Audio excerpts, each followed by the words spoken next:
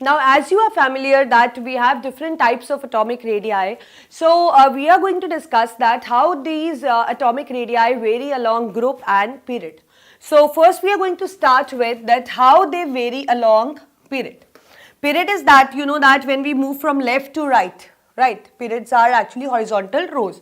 So, I have taken here an example of second period, that is lithium, beryllium, boron, carbon, nitrogen, oxygen, fluorine and neon. So what actually happened, like if we talk about the variation of atomic radii along the period, we'll see that as we move, the atomic radii always decrease.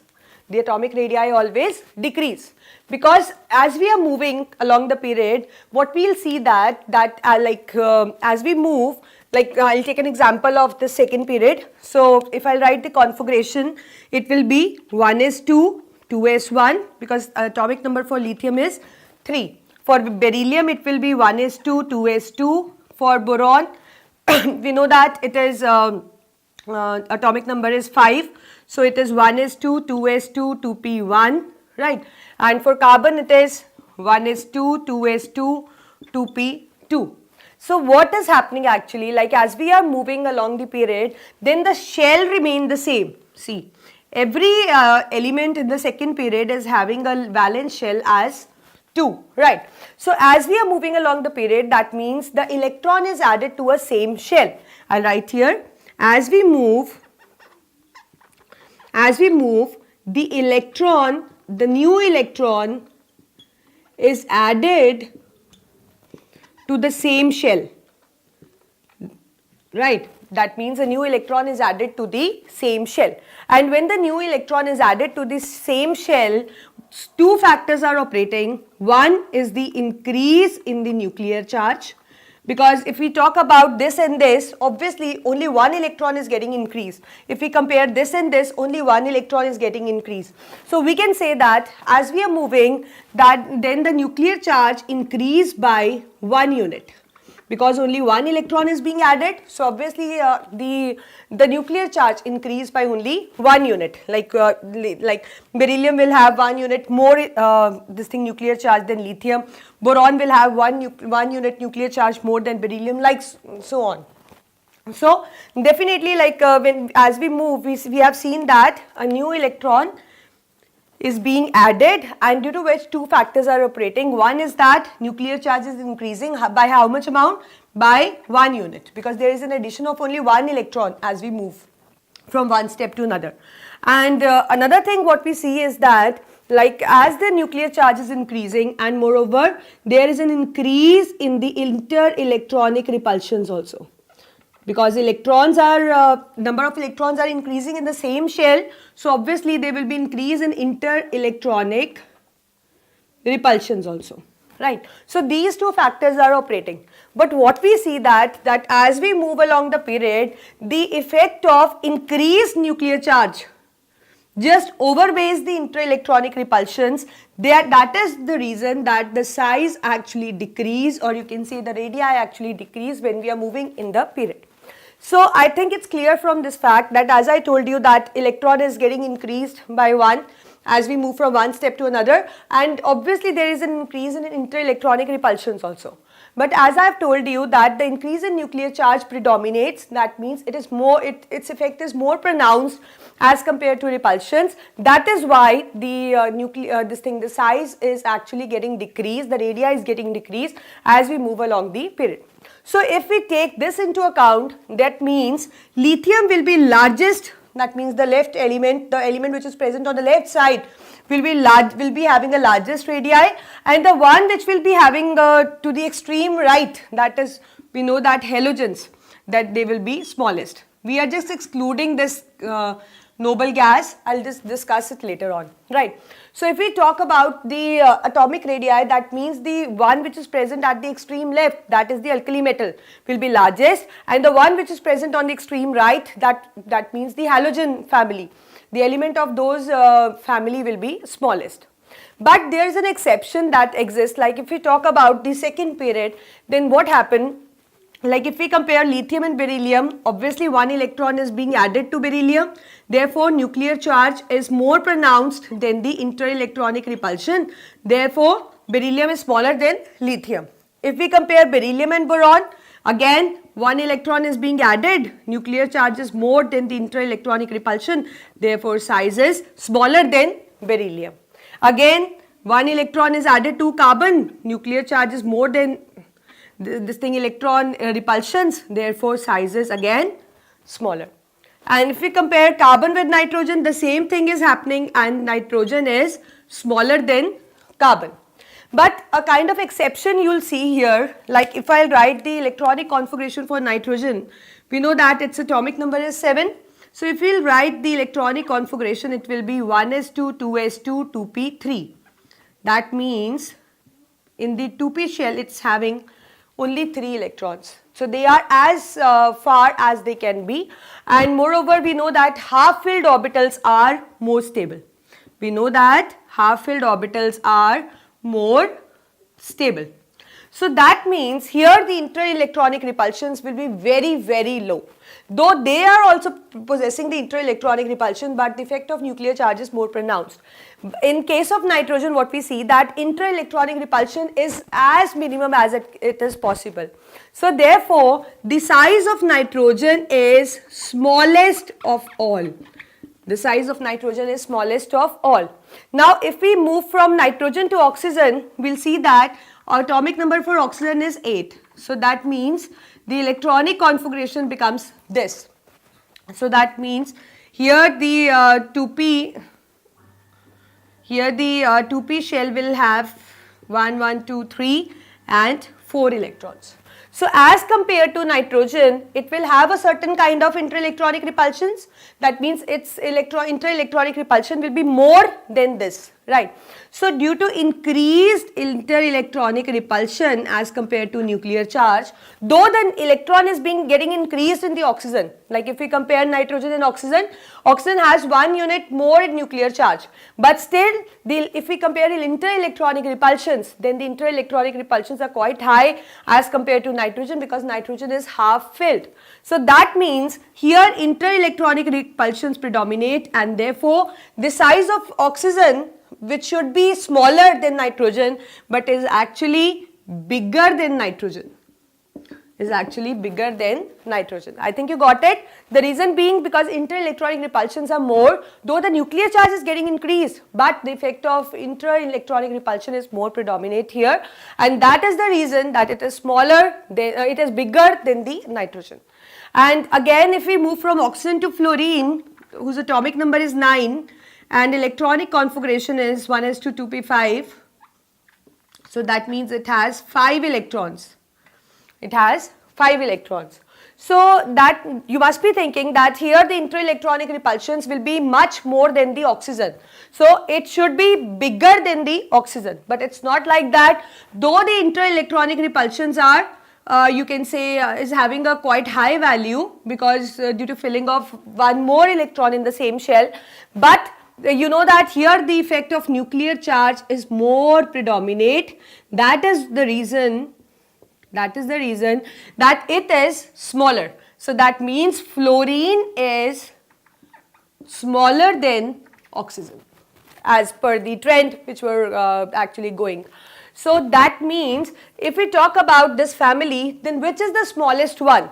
It should be in halogen, but it is not actually halogen, it is nitrogen. Why? Because here the interelectronic repulsions are minimum, and these interelectronic repulsion effect actually predominate over, you can say it is more, interelectronic repulsions are very less and nuclear charge predominate, therefore the size is smallest.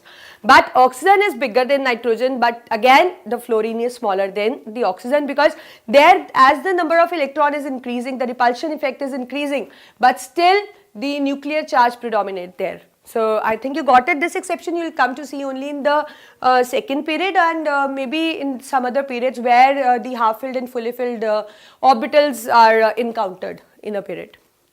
So now if we talk about the halogen, we know that in halogen the radii which operate is in van der Waals radii because they have a weak force, right? And we have already studied that the bigger radii is a van der Waals radii. After that we have a metallic radii, and then we have a covalent radii. So that means which is bigger? Obviously, the van der Waals radii is quite bigger. So as they have van der Waals radii, so that means they will be bigger, not bigger than all. It will be bigger than the halogen. It will be bigger than the halogen.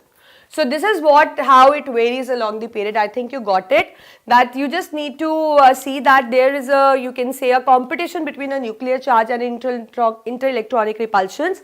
Nuclear charge is just trying to make an atom compact, that means making an atom smaller in size, and inter-electronic repulsions are just you can say making electrons move far apart, that means they are just making the size bigger. So there is you can say a balance between these two which is operating, and like the one which predominate shows its effect, right? So this is what about that how the the atomic radii will vary along the period.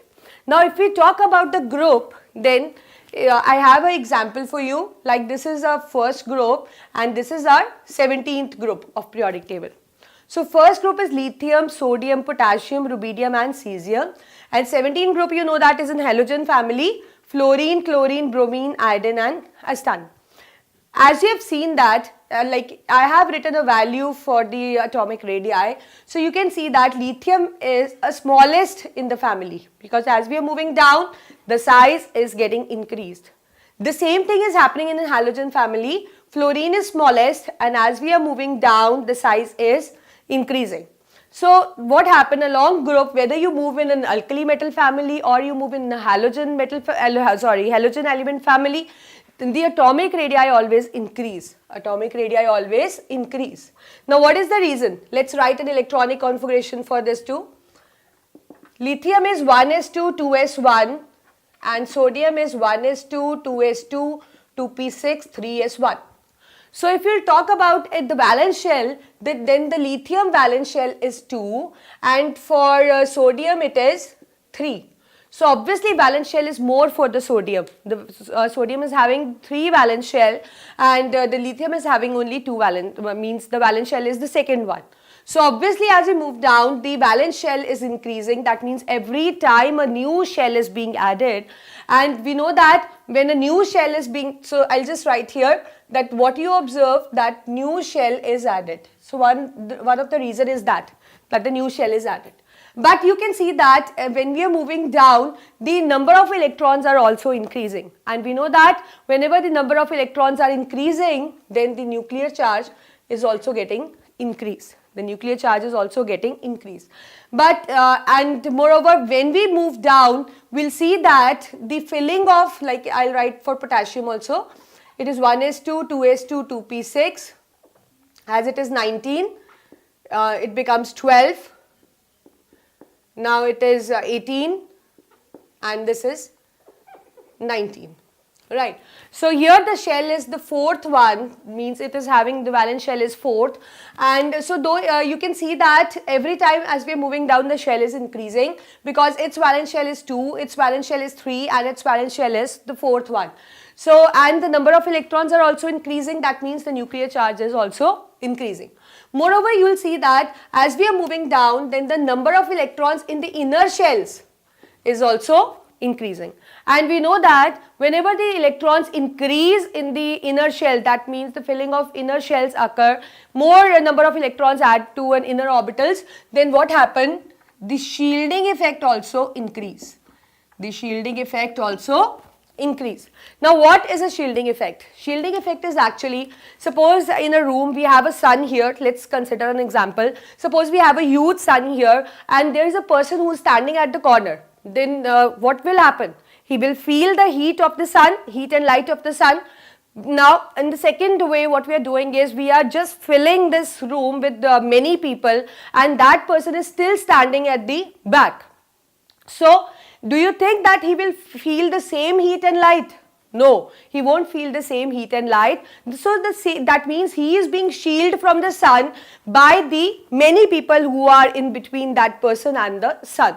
So that means he is not getting the same heat and light which he was getting earlier when there were no people in between. So the same thing is applied in this case when the inner shell, like suppose this is nucleus and these are inner orbitals, like, and this is a, let's say, a valence electron.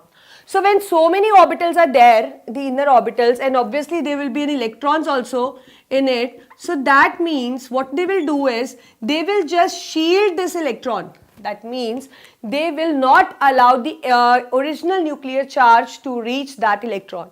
Like that person when he was standing in a huge crowd, when he was standing there and there were many people between the sun and the person was there.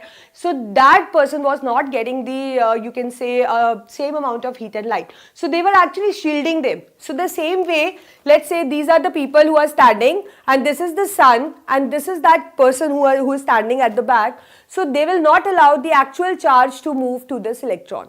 So that means this electron will feel the nuclear charge, but the nuclear charge actually felt by it is much less than the actual nuclear charge which is exerted by the nucleus. So this is what is a shielding effect. We'll be discussing later in the chapters, but I think for this moment it's clear. So as we move down, new shell is added, nuclear charge increased due to increase in electrons, and moreover due to filling of inner orbitals, shielding effect is also getting increased. But what we have seen that as we move down, the effect of new shell and the shielding effect is more pronounced. That means this effect is more pronounced as compared to the increase in the nuclear charge.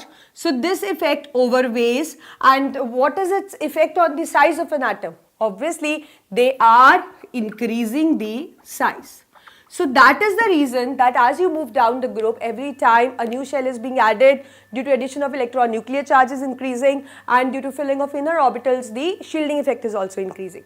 But the effect of shielding and the new shell, which is just trying to make the size bigger, is much more pronounced than the effect that is the nuclear charge, which is just trying to make the atom compact. So that means as these effect overweighs, so obviously the size will increase. So that is the reason that whether you move in a halogen family or in an alkali metal or in any other family, the size always increase along the group, right? So this is all about that how the size atomic radii vary along the group and the period.